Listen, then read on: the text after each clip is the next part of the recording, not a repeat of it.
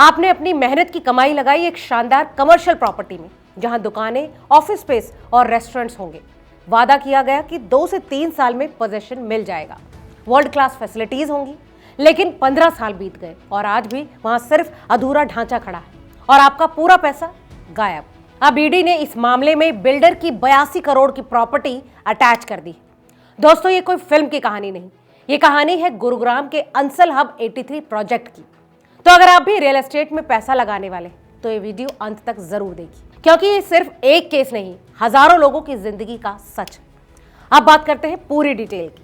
दोस्तों, ये project Ansal hub 83 sector 83 Gurugram में है। कुल जमीन करीब 2.47 एकड़ पर फैला हुआ है और इसमें 147 कमर्शियल शॉप्स, 137 ऑफिस स्पेसेस और 2 रेस्टोरेंट यूनिट्स प्लान किए गए थे। कंपनी थी अंसल हाउसिंग लिमिटेड, जो पहले Ansal housing and constructions limited कहलाती थी। इसके साथ जुड़ी कंपनियां सम्याग प्रोजेक्ट्स प्राइवेट लिमिटेड और आकांक्षा इंफ्रास्ट्रक्चर्स प्राइवेट लिमिटेड। और मुख्य आरोपी में कंपनी के होल टाइम डायरेक्टर कुशाग्र अंसाल का नाम आ रहा है। ये घोटाला कब शुरू हुआ? दरअसल 2011 से लेकर 2023 तक कंपनी ने निवेशकों से 82 करोड़ रुपए से ज्यादा इकट्ठे किए। लेकिन चौंकाने वाली बात यह है कि प्रोजेक्ट का लाइसेंस दिसंबर 2015 में ही एक्सपायर हो चुका था। बावजूद इसके डेवलपर्स ने बिना लाइसेंस रिन्यू किए पैसे लेते रहे और यूनिट्स बेचते रहे, और वो भी सितंबर 2023 तक, यानी लगभग पूरे 8 साल तक अवैध तरीके से पैसे ऐंठे गए।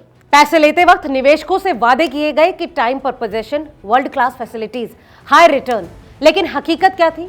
15 साल बाद भी कोई ऑक्यूपेशन सर्टिफिकेट नहीं मिला, पोजीशन तो दूर की बात। आज हजारों लोग, यानी वेलफेयर एसोसिएशन के मुताबिक 1000 से ज्यादा निवेशक अपनी मेहनत की कमाई देकर फंस चुके हैं। ये लोग फॉल्स एश्योरेंस और मिसलीडिंग रिप्रेजेंटेशंस के शिकार हुए, यानी झूठे वादे और गुमराह करने वाली बातों। जब लोग परेशान हुए तो उन्होंने किया क्या? कई निवेशकों ने Haryana real estate regulatory authority यानी हरेरा में शिकायतें की। डिले इन पोजीशन, प्रोजेक्ट अधूरा, अवैध पैसे इकट्ठे करना और स्टैच्यूटरी नियमों की धज्जियां उड़ाना।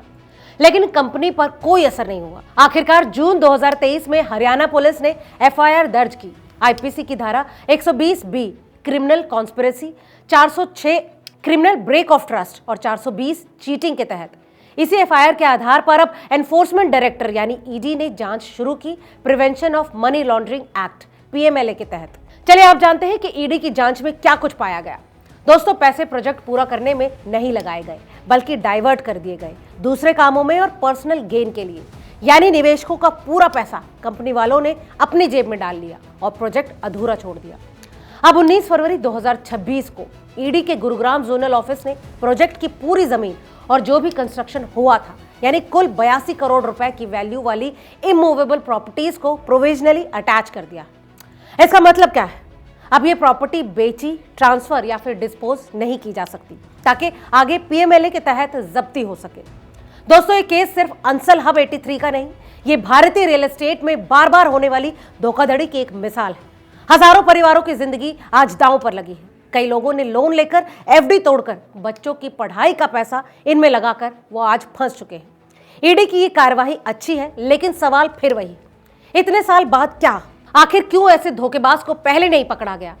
अगर आप भी रियल एस्टेट में इन्वेस्ट करना चाहते हैं तो याद रखिए, हमेशा रेरा रजिस्टर्ड प्रोजेक्ट ही चुने, लाइसेंस चेक करें, कंपनी की हिस्ट्री जरूर देखें, और सबसे जरूरी बात, टाइम पर पोजीशन का वादा सुनकर आंखें मूंद कर भरोसा मत करिए, क्योंकि सच कभी कभी बेहद महंगा पड़ता है।